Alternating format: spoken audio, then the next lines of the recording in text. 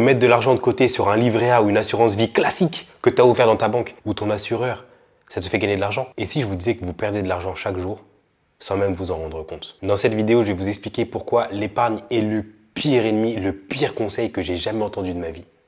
Et vous dire comment faire pour que votre argent travaille pour vous. Premier point, l'inflation mange vos économies. Avec un taux d'inflation à 4% et un placement sur un livret A qui vous rapporte 3%, vous perdez 1% par an.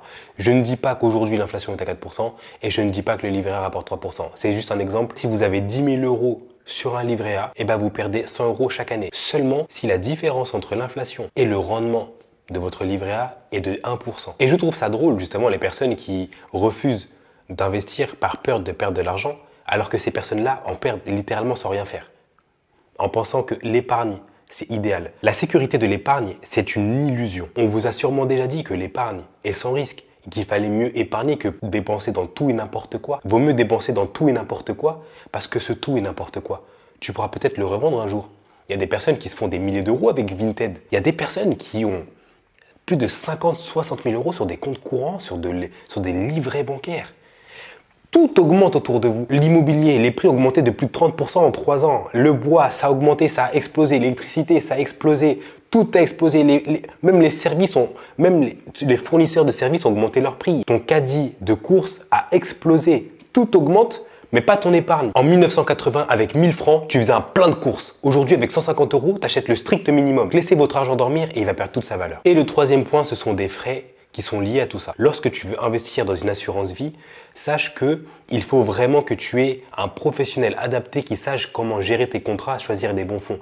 Donc si tu as une performance qui avoisine les 3-4% en assurance vie, ce n'est pas normal. Si tu as une assurance qui fait moins de 5-6% par an minimum sur ton assurance vie, c'est pas normal parce qu'avec les frais, tu vas rien gagner en fait. Moi, je travaille avec des assureurs, je travaille avec des partenaires, je travaille avec un ancien trader de chez BlackRock. Je travaille avec pas mal de personnes qui permettent justement d'optimiser et de maximiser les gains sur du long terme, sur des placements boursiers. Donc si ça t'intéresse, je t'invite à prendre un rendez-vous. Mon lien est dans la description. On va passer maintenant aux alternatives pour faire fructifier votre argent. Il n'y a rien de bien compliqué. Pour faire mieux, pour garder son argent, pour éviter qu'il se dilapide dans le temps, il faut faire mieux que l'inflation. Donc par précaution, il vaut mieux obtenir 2-3 points au-dessus de l'inflation et ça tombe bien. La bourse offre un rendement moyen, si on prend par exemple le S&P 500, fait 10% par an en moyenne. J'ai fait une vidéo justement sur la crise de l'immobilier. L'immobilier n'était pas forcément un si bon actif que ça en 2025.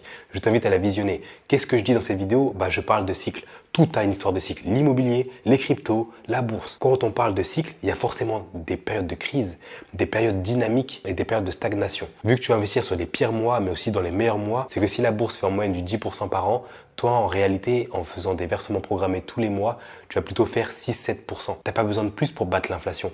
Si c'est ça ton objectif, va sur un S&P 500, ferme les yeux, dors. Objectif accompli, tu fais mieux que l'inflation. La manière la plus intelligente d'investir, c'est de diversifier et de ne pas mettre tous ses œufs dans le même panier. La deuxième solution, c'est les solutions pair papier. Vous pouvez investir aussi dans l'immobilier tout en évitant les contraintes de gestion locative, les impayés et les vacances locatives. Vous évitez tout ça et avec des frais de gestion extrêmement faibles, avec une performance nette de frais de 5 à 7% par an, en évitant tous les tracas de l'immobilier, sans avoir besoin d'emprunter. Vous pouvez emprunter aussi, mais ce n'est pas nécessaire. Parce que vous allez me dire, oui, mais moi, si j'avais investi dans la pierre, mon bien aurait pris de la valeur et dans 20 ans, j'aurais revendu mon bien, j'aurais fait une plus-value. Alors que les SCPI, je ne suis pas garanti de ça.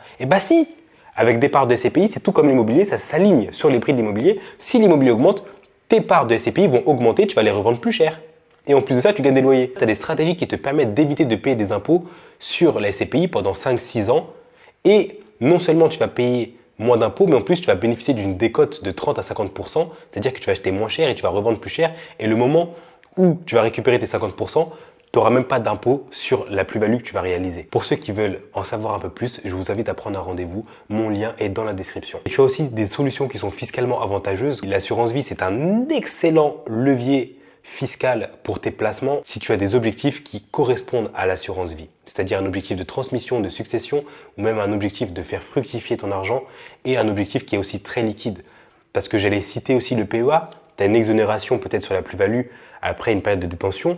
Le problème avec le PEA, c'est que tu ne peux que investir dessus, tu ne peux pas retirer tes fonds. Par contre, Si ton objectif c'est de faire de la surperformance, investir au très bon moment, faire des arbitrages, je te conseille à ce moment-là de partir soit sur une assurance vie, soit sur un compte titre ordinaire. Par contre, si tu souhaites juste fermer les yeux et dormir, ouvre un PEA et tu seras très bien comme ça. 3 stratégies cette fois-ci pour optimiser l'épargne. On a vu les types de solutions d'investissement qui étaient possibles. Maintenant, quoi faire de son épargne? Est-ce qu'il faut mettre tout son épargne dans les investissements? Ou alors sinon, comment le répartir et pourquoi? La première chose, c'est l'épargne de sécurité, l'épargne de précaution. Personne ne connaît l'avenir. Qui te dit que tu vas te réveiller demain matin? Personne ne sait l'avenir. Donc, par précaution, l'épargne doit être constituée de 3 à 6 mois de charge. Tu regardes combien tu as dépensé le mois dernier. Tu fais ça x 3. Et si tu veux être encore plus prudent, tu fais ce montant-là x 6. Comme ça, tu as l'équivalent de 6 mois de charge. Et tu dois avoir ce compte-là sur un livret bancaire ou alors sur une assurance vie qui te rapporte peu. Parce que ce sont des placements où l'argent reste disponible à tout moment et que tu peux les récupérer en moins d'une semaine. Si t'arrive un problème ou la moindre galère, ta voiture tombe en panne, tu tombes malade, tu as de l'argent qui est disponible, ou même si tu te retrouves à la rue, au moins tu sais que tu peux dormir quelque part, tu peux aller chez quelqu'un, tu peux le payer, etc. Tu peux aller dans un hôtel. Voilà, tu dois avoir de l'épargne de sécurité. Tu as un deuxième type d'épargne que j'appelle moyen terme, projet d'acheter une voiture, projet d'acheter une moto, projet de partir en vacances, projet de se marier. Et bien là, c'est indispensable de créer une épargne moyen terme. Ce que j'appelle épargne moyen terme, c'est pour un budget, soit dans les 6 à 7 prochains mois, à 5 ans. Voilà, tu peux l'investir, mais sur des placements très peu risqués, donc comme les obligations, ou alors le placer sur des livrets à taux boosté ou des solutions qui te permettent d'avoir un rendement quand même sécurisé, voire presque garanti, pas garanti, mais presque garanti, avec un rendement peut-être un peu supérieur au taux d'épargne classique, mais l'argent reste disponible. Il faut que ce soit des solutions très liquides. Et le troisième point pour optimiser l'épargne, ça va être tout le reste. Tout le reste. Donc l'argent que tu as reçu d'une succession, l'argent que tu as économisé depuis des années, des milliers d'euros, des centaines de milliers d'euros, des dizaines de milliers d'euros, peu importe ton profil, cet argent-là tu l'investis. Tu l'investis dans tes projets. Que ce soit des projets professionnels. Quand je dis investir dans des projets professionnels, c'est-à-dire investir sur soi. Donc tu peux investir dans des connaissances, te former. La connaissance, c'est vraiment le nerf de la guerre. Sans connaissance, tu vas nulle part dans la vie. Donc tu peux investir dans des connaissances, tu peux investir dans, pourquoi pas, des projets immobiliers. Tu peux investir aussi sur la bourse. Tu peux investir sur d'autres types d'actifs, les SCPI, etc. J'en ai parlé tout à l'heure. Voilà, le reste, tu l'investis et tu te formes. Si tu veux savoir exactement comment investir dans les meilleures proportions par rapport à la bourse, j'ai fait une vidéo sur les actifs, une formation exclusive sur comment bien investir dans la bourse et détecter les cycles du marché selon les tendances, etc. Mais si tu veux en savoir plus, ou alors si tu veux déléguer ce côté-là de l'investissement, je t'invite à prendre un rendez-vous avec moi. Mon lien Calendly est dans la description. L'investissement, ça ne doit pas être prise de tête. À partir du moment où ça te prend la tête, délègue. Soit tu te formes et ça va te prendre des années, ou soit tu délègues. Est-ce que tu as le temps de perdre des années? Donc là, je parle pas de ceux qui veulent investir dans le S&P 500 et fermer les yeux. Là, je parle de ceux qui vont vouloir une performance qui est supérieure à celle du S&P 500, tout en réduisant le risque et être accompagné par des experts. Donc si tu veux décupler ton patrimoine, détecter les opportunités de marché et faire le moins d'erreurs possible, je t'invite à prendre un rendez-vous. Mon lien est dans la description.